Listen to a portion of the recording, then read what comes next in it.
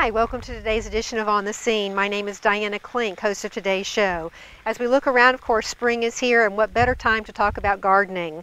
Please join us when we meet folks from the 4-H Extension Club as well as Suffolk Master Gardeners. All of this when we return.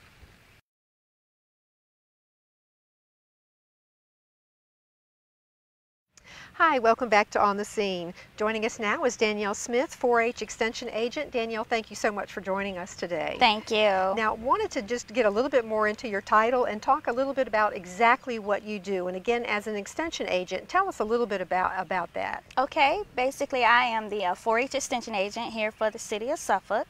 And we are based through two research-based organizations. They're called land-grant universities, Virginia Tech University and Virginia State University. And basically what I do is I work with youth ages 5 to 18 on basically our curriculums that form within the subject areas of all the way from animal science all the way down to citizenship, leadership, and make them understand life skills for life. Mm-hmm. So definitely something, we were chatting, in fact, before the shoot, there was so much involved with it that I just had no idea even existed. So as it relates to the 4-H group, can we talk a little bit more about that? I know a lot of us remember 4-H from years back when you would have like the animals in the state fair and things of that nature, but it's much, much more than that. Yes. So if we could share that with our viewers as well. Here in the, basically in the city of Suffolk, I looked at the demographics, and my program that I have established is more of an urban 4-H youth development program. We also have some rural aspects, which we still have rural areas here in the city. Mm-hmm. So when those clients do call me, we form and we make programs available for our rural youth. But basically here in the city, I work with youth, again, ages 5 to 18. A lot of them are, when I work with them, is through partnerships that I form with other youth servant organizations here in the city. But basically what we focus on is leadership. I have a great group working on service learning, you know, giving back to the community. Mm-hmm. I also take young people to summer camp. 4-H Summer Camp is a week-long camp at Airfield 4-H Educational Center in Wakefield, Virginia. And in all of that I do with 4-H, young people come out with the life skills they need to be contributing adults to society. So again, it's truly a win-win situation then for everybody concerned as it relates to involvement within that program. Yes. Now, we've talked a little bit about some of the groups that you do partner with, and if we could go ahead and share that now. I understand that you, to a certain extent, are also working with Suffolk Public Schools? Yes, to a certain extent, we are working with Suffolk Public Schools, our Suffolk Master Gardeners, in which you're getting ready to talk to them, do a Ready, Set, Grow program with Suffolk Public Schools. I also partner with Suffolk Public Schools on some of the financial literacy curriculums that we have as well. So again, it's just the you know, to use the pun, it's just the program keeps growing and growing. Yes. As far as exactly you know, your involvement within the communities. Yes. Now, as it relates to the youth, what are some of the particular programs or the things that they find most exciting about participating with 4-H and with you? Most of the youth find very exciting that they have an opportunity to express themselves. Mm-hmm. They express themselves, whether it be through communication, whether it be through camp. You know, at our camping program in the summer, they're allowed to make new friends. We camp with another locality, Accomack, from the Eastern Shore. Mm-hmm. So they come together and they make new friends. They also learn the life skills that they need about being responsible. Building character is another thing. They go away with that. And a lot of them, most of the youth that are involved in my program, when they go off to college, they come back and they say, you know what, Miss Jones, what you taught us, we are using it now within college, and that makes me feel very, very great. Oh, so fulfilling. I'm sure that it must be. Yes. Now, with the youth again, as it relates to the hands-on, as we look around, we see some of the flowers and that type of thing. What type of projects do they undertake with you in the 4-H program? Okay, some of the youth, basically with our community clubs, we have 2 horse clubs here in Suffolk, 2 horse community clubs, and basically they focus on show showmanship. So they learn about the horse, they learn how to take care of the horse. They use the curriculum from Virginia Tech that's research-based, and they come back here and they learn about hippology and all those different parts, and then showmanship. What is it to, like, you know, I have to go out here and I have to compete, but in order for me to compete, I have to know that I have to be responsible, I have to be respectful, and know that everybody is, you know, out here to win. But if I lose, or if I come back and I don't have that ribbon, I still can say, you know what, I gave it a good try. You know, beat up on yourself, and they keep moving. Some other projects that I have going on are youth gardening. I've done that with partnerships through Suffolk Parks and Recreation. We formed a partnership with one of the recreation centers, and we did youth gardening. Also, we have financial literacy. I'm basically teaching youth about becoming saving their money, investing before they go to college, and what it's like to be in the real life. And we have an event called the Reality Story that I've done here. I've heard about that, where you've got, you know, $100 to do this, this, and this. How are you going to, you know, allocate those funds? And it really does teach them a sense of responsibility. Yes, basically with that event, Reality Story, the youth are assigned a career. They're assigned a salary. And we have volunteers that work there. They have all these different booths. And with that salary, they have to understand, are they going to be married, or are they going to be single? You know, are they going to have kids? And then they have to really think in their mind and have the mindset, what am I going to do? I have this salary. What's the first thing that I need? And I'm always curious to see where they go first. Right. Some people go to the housing first because they have to have a roof over their head. Right. And then some people, you know, some of the young people, they'll say, you know what, I need a car. But wait a minute, where are you going to park your car? So Reality Story, that's a huge wake-up call, and youth get a lot out of that. I also do character counts. Character counts is basic character building. Our youth here in the city really need to understand about character. You know, being responsible, compassionate, caring. It goes on and on and on. We have so many things to offer in 4-H. Well, and when we talk about character and we talk about building relationships and so forth, even if, you know, just gardening, getting out and gardening together, I can certainly see where that could, you know, build the relationships, especially when you have the youth working with the elders and that type of thing, and working with youth from other backgrounds. It really does bring them together, you know, to common ground. It truly does. Yes, a common goal. That's the thing we focus on. 4-H is head, heart, hands, and health, and that's where all of our areas of curriculum fall under. And most of our programs and projects are hands-on learning. And I think too that's so important, just as it relates to, I mean, so often we hear about the kids just glued to the TV or to the video games, or on the couch, whatever. This truly does get them up and gets them out with these hands-on activities as well. So definitely, as I said, a situation that just benefits the entire community. Yes, it benefits the entire community. And as I stated earlier, our teen club, our 4-H teen club counselor here works very hard in providing service learning projects. I've done service learning also with the Department of Parks and Recreation. They have been awesome with partnering with the 4-H program, and I truly thank them for that. But the service learning teaches kids that, a lot of things are given to us, but now let's give back to the community. Let's show our love by they design it, they implement it, and then they evaluate it, if it worked or if it did not work. And what can we do better on the next go round? Or we did this better, now we want to do this and this and this. So so I could certainly see where it would be an exciting, for you as well as the youth that do participate as well, because you truly are making a difference. Yes, we are making a difference, and that's our, to make the best better. That's our motto, 4-H, to make the best better. Yes. Now, are there any, I know we've talked about some of the fascinating projects and so forth, and so much that I had no idea even existed as well, but are there any other programs or initiatives that you really want to bring to the forefront that maybe our citizens, our community are not aware of? Yes, basically some issues that I would like to bring to the forefront is that our 4-H program, so often people call our office and they want their kids to be involved in 4-H, which is great, and I mean, I love that, but we also need volunteers. We need adult volunteers that are willing to step up and say, in my community, I have these young people, and we want to form a 4-H club. And it doesn't take a lot to form a 4-H club. You have to go through trainings, and the trainings are just, some of them can be done on a computer at home, and then we have talks back and forth. But we really need adult volunteers that are willing to lead 4-H clubs, community clubs within the city. And it does, like I said, it doesn't take a lot. And that's something that I am really pushing for. We have a couple of citizens in the Whaleyville area that I'm going to meet with, and I'm so excited because they stepped up and said, you know, we need to have a community club here. And so we also have our other horse clubs.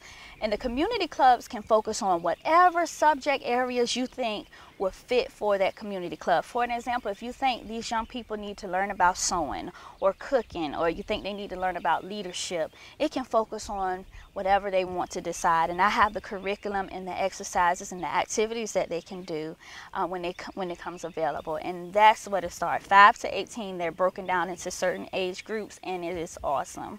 Well, and that's one of the things too, Danielle. People are so willing to point a finger, or well, why don't you do something about this type of thing? Why doesn't everybody, as you said, step up and get involved? And no matter what your skill set, your level, or your experience, there's definitely a need for volunteers to help to bring this curriculum to our youth and to our citizens in general. Yes, volunteers are critical to the 4-H Youth Development Program overall throughout the state and here in the city of Suffolk. Well, Danielle, now if people have any additional questions, I know, as I said, we touched on a lot of topics today, but if they'd like to learn more about the 4-H program and about what you as the extension agent do, how can they reach you? They can reach me by way of telephone, area code 757-514-4337, or they can reach me on my email, which is dtsmith@vt.edu. And also we are on the web. They can look up Virginia Cooperative Extension and go to the Suffolk area office. So again, it's not just about growing plants, but it's about growing our community and growing leaders within our community as well. Yes, growing leaders within our community. And the leader can be if you're at the top or in the middle, everyone's a leader. And that's what we teach our young people. Danielle, thank you again for joining us, and I look forward to working with you more in the future as well. Thank you so much.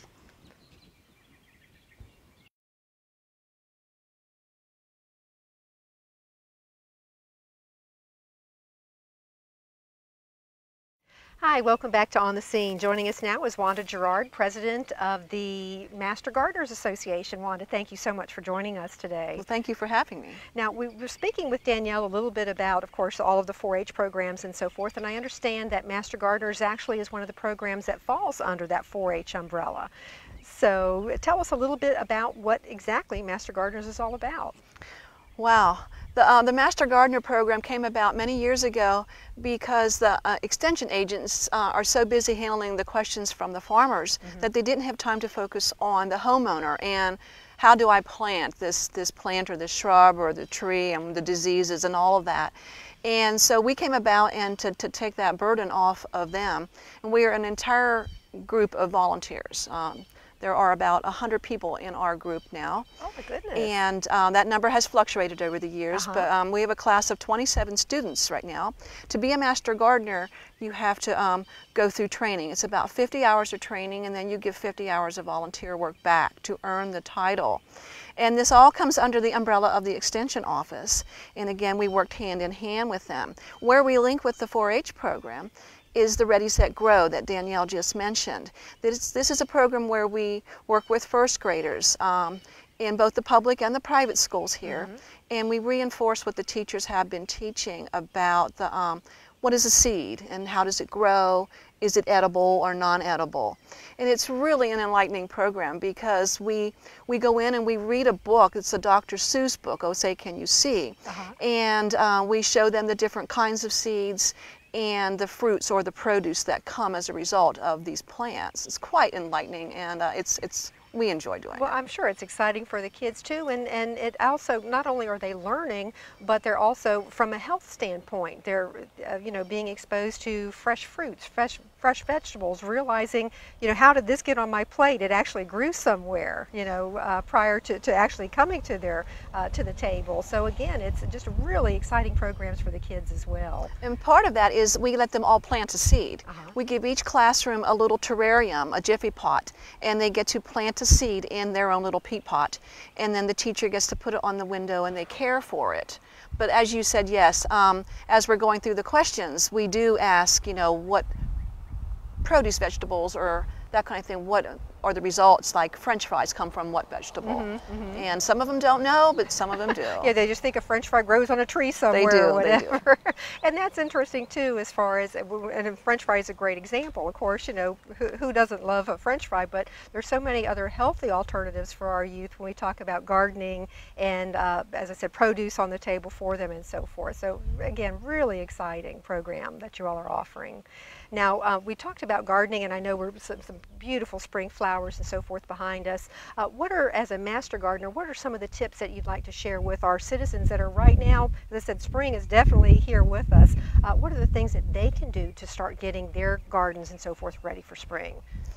Well, the first thing you need to do is probably prepare that bed if you haven't already.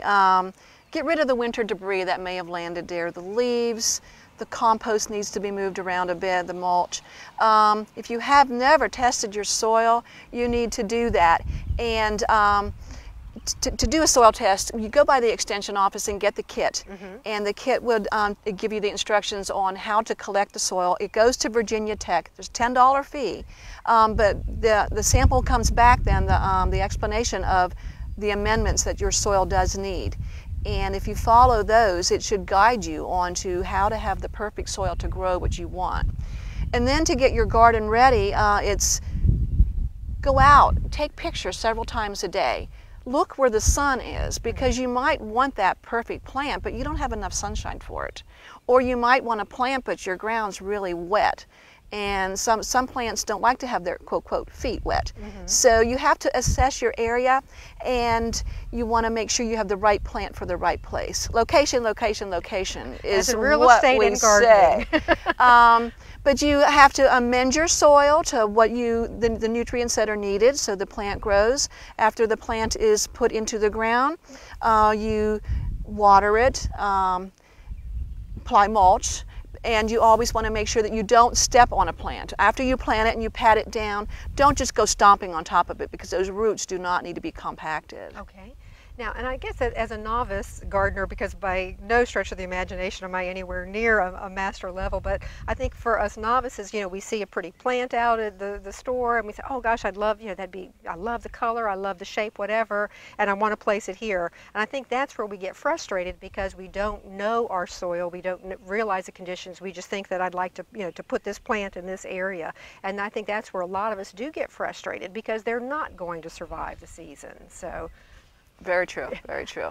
Now, as it relates to specific areas, are there some plants that do better within this region? And I know that's oftentimes on the labels that you see, they'll note as far as best in region XYZ or whatever the case may be. Are there certain plants that do really thrive here? Yes.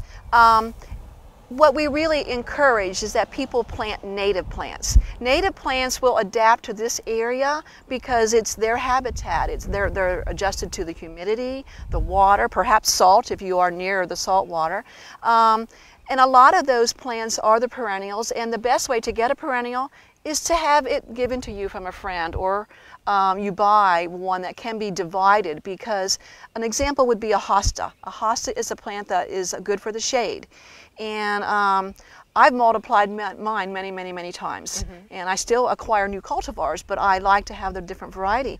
But simply when the plant becomes large, you lift it from the ground, you shake away the soil, and then some plants you divide with a fork, but some you just take a good old-fashioned knife and cut it apart, and of course you plant the healthy part into the soil again, and the extras you pot up and have as new plants to pass on. Now, is there a particular time of the year to divide plants, spring versus fall, or does it really matter? That's a good question. Some plants work best in spring, some work in fall. There are very differences there. Summer is not the time to divide, because your plant will go into a state of shock, and it often can't recover from that division and the temperatures and the drought and all of those things that we go through here in this area.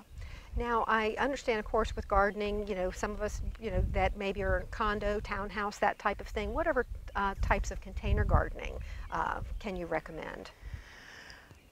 You can do container gardening in anything. A 5-gallon bucket, the window boxes, and there's lots of pretty containers out there these days. You can do about anything. Again, you have to do a little research. We have some master gardeners that grow potatoes, in the bags. You can buy the special bags to grow veggies in now. Tomato plants, peppers, herbs are an excellent thing for containers. And if you want flowers, annuals, perennials, there's many. It's quite the long list of things you can do in a container. And you mentioned herbs, and I think that's really interesting as well, just because of, just from a cooking standpoint, if you want to have the fresh basil, oregano, or whatever to add to the dish. I can't think of anything, you know, more exciting than be able to go right out your kitchen door and, you know, pluck something and add it to your meal. So again, it's just a really neat way to use what you grow. And you say right outside your kitchen door.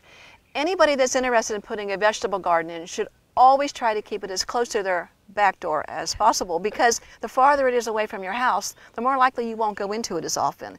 And again, it's encouraging you to visit that garden daily to reap the harvest, not only the herbs, to do those meals. Now, we talked with Danielle a little bit about the actual youth gardening programs. What are some of the other youth-oriented events that the Master Gardeners assist with? Well, today we're at Sleepy Hole Park, and we are in a garden that is the Children's Learning Garden. And recently we've expanded this to be called the Master Gardener's Learning Garden. And we will be teaching square foot gardening, the Three Sisters gardening, a lasagna gardening, and then an herb gardening, all right here in this spot. Just closer to the playground ahead, there will be children's beds, literally bed frames with a frame put down, a planting form where the herbs and the annuals will be planted. So once a month here on the second Wednesday between April and October, except in April it's the third Wednesday this year. We have a program here about 10:30 in the morning, and it is for the children. It's usually the homeschool children, young ones, and preschoolers. So that is definitely what we do with the youth every year. It's really a good program, and the children come and they get to help plant different things. It's really neat to see them grow themselves. Oh, sounds so exciting. And then we have a new project that we're now on with Oakland Elementary School. And we have an after-school program there with the Park and Recs Center. And the children plant vegetables, and at the end of the school year, just as school's ending, they harvest those radishes and a few things, and they wash them off and have ranch dressing, so they get to enjoy their harvest. That's fun for them too, because as I said, it exposes them to the vegetables and so forth that they might not normally have in their diet. So that definitely, as I said, it is fun for them to experience, to grow it, then to eat it, and then to, again, that healthy lifestyle kicking in as well. But the new project that we have going is with the JFK Middle School. We're putting in a butterfly garden. There's a master naturalist group involved and several of the master gardeners, and a grant's been given to a teacher, and they're building a butterfly house. So we're teaching the children as to what plants would be the host plant to attract the butterflies that are native to this area. And it's going to be a really neat program that the children can get involved with. And that is actually going to be the environmental club there that's doing that. Now, Wanda, if anybody has any additional questions or if they'd like to reach out to the Suffolk Master Gardeners, how can they get in contact with you? Well, the best place they can reach us is through the extension office downtown. But we're going to be in the public very many places this summer and spring.